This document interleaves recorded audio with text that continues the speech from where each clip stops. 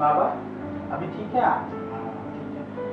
इनका actually uncle दिक्कत क्या चीज़ के लिए वो इसको डायबिटीज था पहले से और यहाँ ला पता लगा हाइपरटेंशन ज़्यादा हो गया, इससे प्रॉब्लम नहीं और व्यवस्था आप लोग इलाज करना सीखिए।